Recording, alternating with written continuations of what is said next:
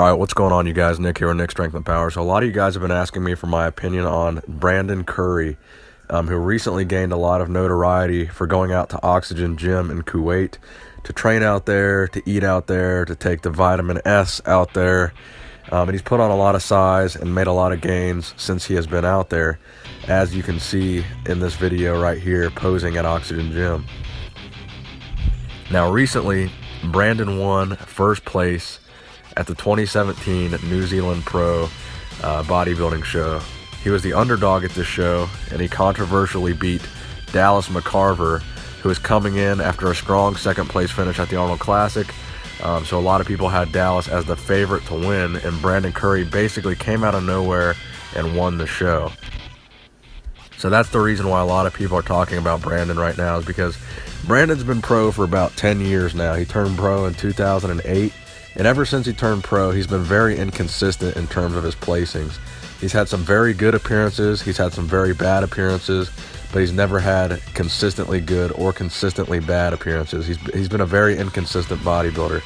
Obviously, we can see that he has the genetics, and he has the structure, and he also has the muscle bellies to be a good pro bodybuilder. But I'm going to give you guys my realistic point of view.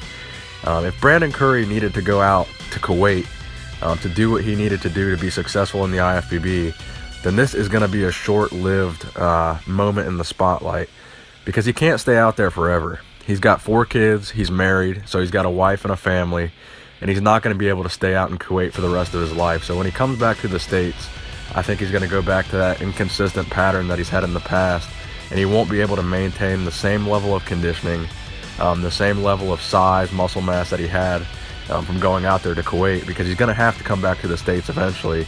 And I think when he does, he's going to revert back to his old ways and kind of have the same up and down placings that he had, for the past 10 years. Nothing has changed. So if he needs that environment that's out there in Kuwait, the only way he's going to continue to be a threat to the Olympia, a threat to the Arnold Classic, is if he continues to live in Kuwait. As soon as he comes back to the United States, I think it's going to come to an end. That's my honest opinion, guys. I'm not going to sugarcoat it. I'm not going to bullshit you guys. I saw a lot of people speculating that Brandon Curry could push the top 2 or the top 3 in the Olympia. People were saying he could push Phil Heath. And I think that people are really jumping the gun on that opinion. I don't want to use the word overrated, because he is a very good bodybuilder, but I think people are definitely jumping on the hype train and not really thinking things through.